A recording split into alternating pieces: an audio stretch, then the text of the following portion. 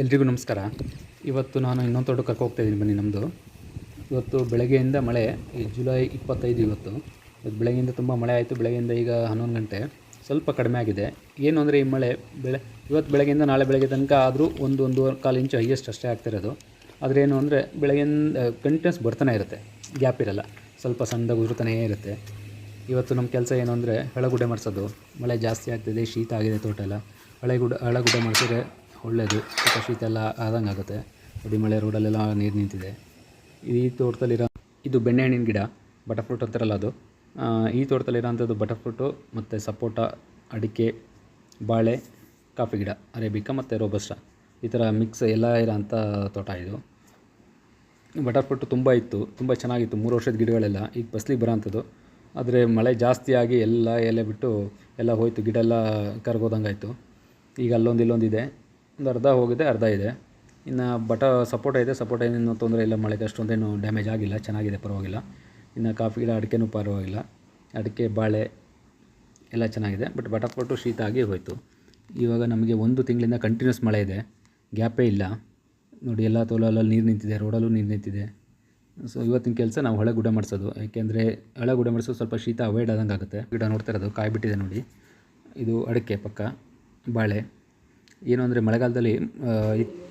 ಮಳೆಗಾಲದಲ್ಲಿ ಶೀತ ಆಗುತ್ತೆ ತೋಟ ಎಲ್ಲ, ಹಾಗಾಗಿ ನಾವು ಗುಡ್ಡೆ ಮಾಡಿಸ್ಬೇಕು. ಗುಡ್ಡೆ ಮಾಡಿಸಿದ್ರೆ ಶೀತ ಅವಾಯ್ಡ್ ಆದಂಗೆ ಆಗುತ್ತೆ, ಮತ್ತು ಕೊಳೆರೋಗ ಬರೋಲ್ಲ ಗಿಡಗಳಿಗೆ. ಆ ಉದ್ದೇಶಕ್ಕೆ ನಾವು ಹಾಗೆ ಕಾಯಿ ಉದುರೋಂಥದ್ದು. ಇವಾಗ ಅಡಿಕೆನೂ ಡ್ರಾಪ್ ಆಗುತ್ತೆ, ಅಡಿಕೆನೂ ಉದುರುತ್ತೆ. ಹಾಗಾಗಿ ಗುಡ್ಡೆ ಮಾಡಿಸ್ಬೇಕು. ನೋಡಿ ಗುಡ್ಡೆ ಮಾಡಿಸ್ತಿದ್ದೀವಿ. ಒಂದು ಮೀಡಿಯಮ್ ಆಗಿದೆ ಆದರೂ ಗುಡ್ಡೆ ಮಾಡಿಸೋದು ಒಳ್ಳೆಯದು ಅಂತ ಗುಡ್ಡೆ ಮಾಡಿಸ್ತಿರೋಂಥದ್ದು. ನೋಡಿ ಇದು ಗುಡ್ಡೆ ಮಾಡ್ತಿರೋಂಥದ್ದು ತೋಟ. ಈ ಕಡೆ ಹಳ ಇರೋಂಥದ್ದು. ಈಗ ನೋಡ್ತಿರೋ ತೋಟ ಈ ಕಡೆ 5 ವರ್ಷದ ತೋಟ ಇದು. ಅಡಿಕೆ ಮತ್ತು ಅರೇಬಿಕಾ ಮಾತ್ರ ಇರೋದು ಇದರಲ್ಲಿ. ಅಡಿಕೆ, ಅರೇಬಿಕಾ ಇರೋಂಥದ್ದು. ಅಡಿಕೆ 5 ವರ್ಷ ಆಯಿತು. ಇಲ್ಲೊಂದು ಫಸಲು ಬಿಡ್ತಾಯಿದೆ. ಎಲ್ಲದೂ ಬಿಟ್ಟಿಲ್ಲ, ಬಟ್ ಒಂದು 20 ಒಂದು ಎಕರೆಲ್ಲಿ ಒಂದು 20 ಗಿಡ ಬಿಟ್ಟಿರ್ಬೋದು ಅಷ್ಟೇ. ಅದರಲ್ಲೂ ಕೆಲವೊಂದು ನಿಂತಿದೆ, ಕೆಲವೊಂದು ನಿಂತಿಲ್ಲ. ಫಸ್ಟ್ ಟೈಮೆಲ್ಲ ಹಾಗಾಗೆಲ್ಲ ಉದುರೋಗಿದೆ. ಬಿಟ್ಟಿರೋದ್ರಲ್ಲಿ ಪರವಾಗಿಲ್ಲ. ನೋಡಿ ಈ ಥರ ಹಳ ಇರೋಂಥದ್ದನ್ನ ನೀಟಾಗಿ ಗುಡ್ಡೆ ಮಾಡಿಸಿದ್ರೆ ಶೀತ ಆರುತ್ತೆ, ಮತ್ತು ಕಾಯಿ ಡ್ರಾಪ್ ಆಗೋದೆಲ್ಲ ಅವಾಯ್ಡ್ ಆಗುತ್ತೆ. ಕಾಯೆಲ್ಲ ಉದುರೋಗುತ್ತಿಲ್ಲ ಅಂದರೆ, ಮತ್ತು ಕೊಳೆ ರೋಗ ಎಲ್ಲ ಬರುತ್ತೆ ಹಳ ಜಾಸ್ತಿ ಆದಷ್ಟು. ಸೊ ಹಂಗಾಗಿ ಗುಡ್ಡೆ ಮಾಡಿಸ್ಬೇಕು ನಾವು ಈ ಟೈಮಲ್ಲಿ. ಮಳೆ ತುಂಬ ಆಗ್ತಿರೋದು ನೋಡಿ ಗುಡ್ಡೆ ಮಾಡ್ತಿರೋಂಥದ್ದು. ಅದು ಏನು ಅಂದರೆ ಮಧ್ಯೆ 4 ಗಿಡ ಮಧ್ಯೆ ಒಂದು ನೀರುಗುಂಡಿ ಅಂತ ಗುಂಡಿ ಹೊಡೆದಿರ್ತೀವಿ. ಅದು ಮಣ್ಣು ಹೊರಗಡೆ ಕೆತ್ತಾಕಿರ್ತೀವಿ. ಈಗ ಕಚಡ ಏನು ಬರುತ್ತೆ, ಈ ಹಳ ಮತ್ತು ಮರಗಸಿ ಮಾಡಿರ್ತೀವಲ್ಲ, ಮರ ಸವರಿರೋಂಥದ್ದು, ಹಾಲ್ವಣ ಸವರಿರೋಂಥದ್ದು, ಅದನ್ನೆಲ್ಲ ನೀರುಗುಂಡಿ ಒಳಗೆ ತುಂಬಿದ್ರೆ ಅದು ಕಾಂಪೋಸ್ಟ್ ಥರ ಆಗಿರುತ್ತೆ. ಈಗೇನು ಕರ್ಗಿ ಹಳ ಗುಡ್ಡೆ ಮಾಡಿದ್ದೆಲ್ಲ ನೀರುಗುಂಡಿ ಒಳಗೆ ಹಾಕಿರ್ತೀವಿ. ಅದು ಮತ್ತು ಹಾಲ್ವಣ ಸವರಿರೋಂಥದ್ದು ಮತ್ತು ಸಿಲ್ವರ್ ಮರ ಸವರಿರೋಂಥದ್ದು ಏನು ಇರುತ್ತೆ ಅದನ್ನೆಲ್ಲ ಅದರೊಳಗೆ ಹಾಕಿಬಿಟ್ಟು ಹಳ ಹೊಡೆದು ಮುಚ್ಚಿರ್ತೀವಲ್ಲ, ಅದೇನಾಗುತ್ತೆ, ಕರಗುತ್ತೆ ಚೆನ್ನಾಗಿ. ಒಂದು 3-4 ವರ್ಷ ಆದಮೇಲೆ ಅದು ಮತ್ತೆ ಕಾಂಪೋಸ್ಟ್ ಥರ ಆಗಿದೆ. ಅಂದರೆ ವರ್ಷ ಅದು ಗುಡ್ಡೆ ಮಾಡೋದ್ರಿಂದ ಕರಗುತ್ತೆ. ಇದು ಒಂದು ಸತಿ ಗುಡ್ಡೆ ಮಾಡಿದ್ರೆ ಅದು ಗುಂಡಿ ಭರ್ತಿ ಆಗೋಲ್ಲ. ಒಂದು 3-4 ವರ್ಷ ಆದಮೇಲೆ ಭರ್ತಿ ಆದಮೇಲೆ ಮತ್ತೆ ಅದನ್ನು ತೆಗೆದು ಗಿಡಗಳಿಗೆಲ್ಲ ಹಾಕ್ತೀವಿ. ಈ ಥರ ಮಾಡೋದ್ರಿಂದ ಗಿಡಕ್ಕೂ ಅನುಕೂಲ ಆಗುತ್ತೆ ಅನ್ನೋ ಉದ್ದೇಶ ಅಷ್ಟೇ.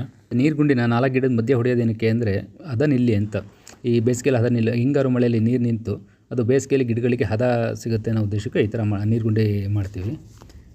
ನೋಡಿ ಇದು ಇರೋವಂಥದ್ದು. ಮತ್ತು ಇದಕ್ಕೆ ನಾವು ಡ್ರಿಪ್ ಮಾಡಿದ್ದೀವಿ. ಅಡಿಕೆ ಗಿಡಕ್ಕೆ ಸಪ್ರೇಟ್ ಡ್ರಿಪ್ ಮಾಡಿದ್ದೀವಿ, ಮತ್ತು ತೋಟಕ್ಕೆ ಸ್ಪಾಟ್ ಜೆಟ್ ಮಾಡಿದ್ದೀವಿ. ಇದರಲ್ಲಿ ತೋರಿಸ್ತೀನಿ ನಿಮಗೆ.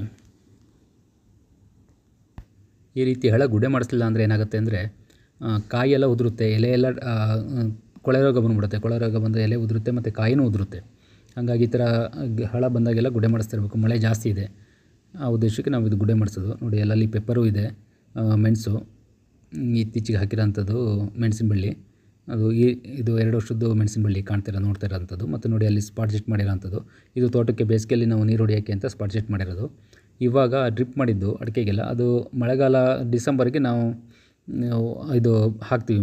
ಮತ್ತೆ ಅದನ್ನು ಜೂನ್ಗೆ ಸುತ್ತಿಟ್ಬಿಡ್ತೀವಿ. ಮತ್ತು ಹಳ ಕೆಲಸ ಮಾಡಬೇಕಾದ್ರೆ ತೊಂದರೆ ಆಗುತ್ತೆ ಹಳ ಹೊಡಿಯೋಕ್ಕೆಲ್ಲ ಅಂತ.